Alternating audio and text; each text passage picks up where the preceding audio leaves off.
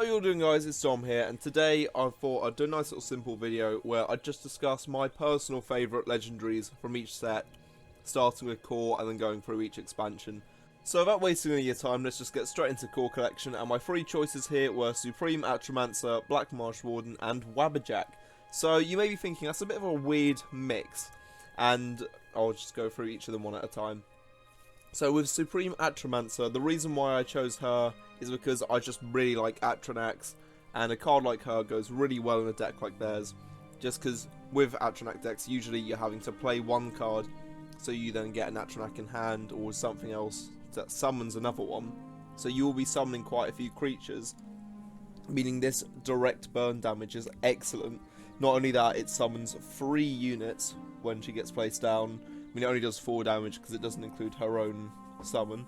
But if you do some tricky, or not tricky, but clever combos of her and like Doppelganger, you can just flood the board and then go completely crazy with direct burn damage and swarm the field at the same time.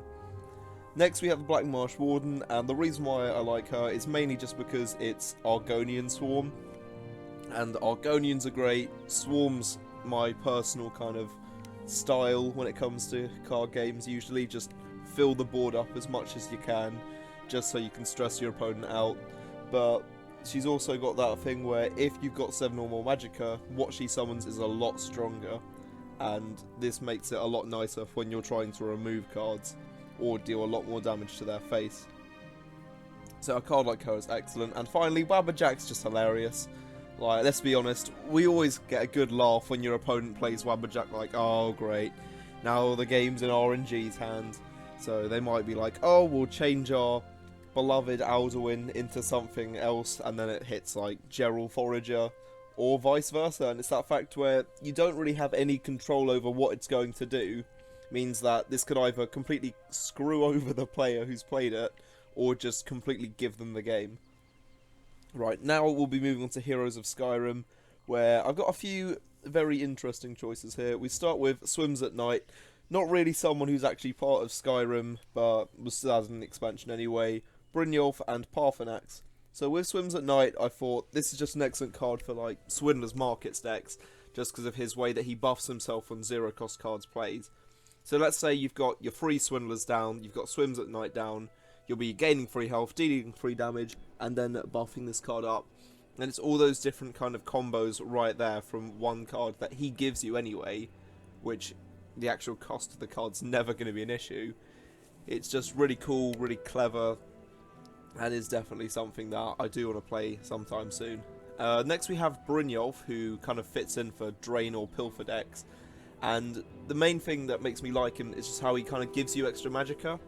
And what was it, the last Pilfer deck that I showed on the channel, that Grey Fox one, the reason why I enjoyed that so much was just because I was doing all these crazy combos with Pilfer, and then I'd have like 20 Magicka on my turn, so I could literally just play whatever I want. And it's at points when you're doing stuff like that where it is just quite funny and enjoyable, and you kind of have that freedom of choice of what you're going to play, and you don't need to worry about what's in your hand too much, so long as you actually have a hand. And finally, you might be wondering why I chose Parthenax over Alduin, and that's just because when you play Alduin, you sweep the board.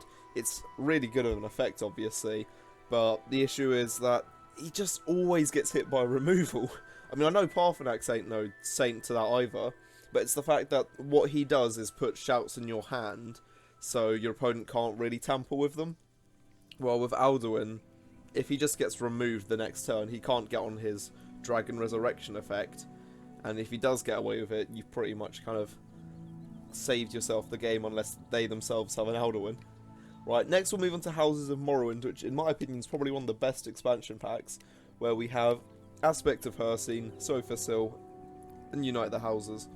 So Aspect of Hircine is a personal favourite of mine, just because of all the memories I have of playing with this card back at school. My friend would be on 6 health, he'd build up this massive wall in one lane, and then have, say, like, 1 card in the other lane, and I'd just play Aspect of Hircine every single time to take the win from him. And there's a reason he doesn't really want to play against me anymore, just because of this one card. And obviously, as it's not a unique legendary, you can play up to 3 of these in a deck, so scum levels can get quite high and quite amusing. Next is Sofa Sill, which I was quite torn between Sofa Sill and Vivek here, because both of them are tribunal gods that I really like playing with, and Daggerfur is great as well, but I just don't really... The memes of Daggerfur are what make him great, while Sofa Sill and Vivek are much more enjoyable cards, and the reason why I went with Sofa Sill is mainly just because of that personal favouritism towards Swarm cards, and although he's a much slower Swarm card, as soon as you play him as a 12 cost, by the end of your turn you've got two 8/8s on the board, and unless your opponent's got some direct removal, you're going to be swarming some very big cards onto the board. While with Vivek, which I was kind of tempted to go with, it's just because of all the memories I've had of being on like minus 20 health and then clutching the game, always to annoy the opponent. And finally, I had to go with Unite the Houses, let's be honest. The videos I've recorded with Unite the Houses have to be some of my favourites, just because I'm not there desperately trying to chip away at my opponent's health, worrying about their walls and stuff. It's all about me doing something else completely different. And it's just having different win conditions are some of my favourite things in card games. Hence the reason, if you look at this backboard, you can see Exodia sneaking in there.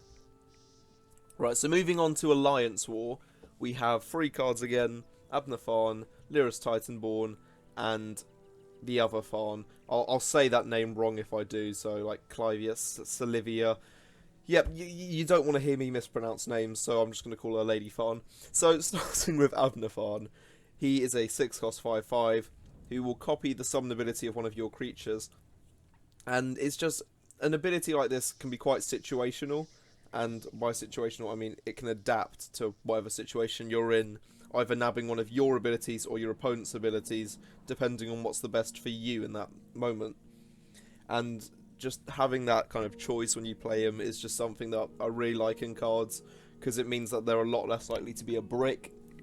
Lyris Titanborn is one that when I originally first saw, I was bloody confused and thought, why would you want to do that? But then after realising that it does the damage as well, like any normal person would have realised, and the fact that you can actually just win the game with Lyris if I don't have any runes left to destroy, it's one of those cards which adds a bit of a sort of secondary... I don't really want to call it a win condition, but it's something which can guarantee the win if your opponent's got no runes left, which is something that I do quite like. Just that ability of, it gives your opponent one turn where they need to get rid of this card, or they've just lost. And then, moving on to Lady Tharn, the reason why I like this one is just because it kind of does have a nice swarm mechanic to it, and it gives cards guard, so it does help on the defensive side as well. And just mainly the kind of fact that summoning this many recruits, if you've got the correct setup with, like, say, Divine Fervours or Training Grounds, if it's a whole Imperial deck, then boom, you just swept the entire field and you got a really good defense. Okay, next was Moons of ELSWEYR, and we've got Razumdar, Mulamnir, and Karlgrontid. Hopefully I said that correctly. So Razumdar is just great, or Razumdar is just great because he gives you plenty of draw power, and not only that, it gives you knowledge on what your opponent's running and what they've got in hand, and just that mix of knowledge and free draw power is just completely great to me. And because he's got charge as well, it's quite easy for him to hit face. Although he doesn't have 5 power, he has 4. Usually when you attack with him, you will be breaking a rune if you can get a direct hit, meaning not only will you be getting one card there from your opponent, you'll also be getting one from them when they draw. So he's usually a free 2 card draw for only 7 costs with a body, and like not even terrible stats for his ability. So yeah, he's probably one of my favourite cards. Next we have Mulamnir, who is just something great for strength dragon decks, because not only has he got a summon, he's got a slay ability where he battles an enemy creature with less power than his health. This is just great to kind of clear your opponent's board and kind of deal with lots of weak swarm decks that people like myself would be playing. And there's not really much else to say about him because he's quite a simple card, but he's very effective. Finally we have Karlgrontid, and he's a 12 cost 8/9 with guard, who will basically summon something out which will help you do some Dragon Swarm. And yeah, again, because I've said Dragon Swarm, you can tell why I like this one. I just love having full control over the board, being able to do whatever I want with it, and the fact that it's only going to summon a non-unique dragon kind of adds a bit of balance into it. Even if you do summon some very strong dragons, which will then be buffing up your magicka, shackling opponents' cards, stuff like that. It's just really impressive to see these two cards go together. And finally we have Jaws of Oblivion, where, again, I've got some sort of unorthodox choices, but I'll explain them as I go through. Bloody Hand Chef is the goblin card that all of us goblin veterans have been begging for since day one, because of the way that it can buff itself so easily with what goblins do best, just weakening things. Not killing them, weakening them, because, you know, most goblin assaults are just there to pester people. And just, he is perfect and non-unique. So, a god like him is just what we've all been waiting for. Next we have the Grey Fox, who originally I was kind of meh with. It's like, oh, he's kind of interesting, getting a card from your opponent's draw pile, discard pile of your choice is always kind of nice if they've had a really powerful card, or there's just something that will really help you in a situation. And the fact that with Pilfer he can reveal cards in your opponent's hand means that you get knowledge on your opponent as well.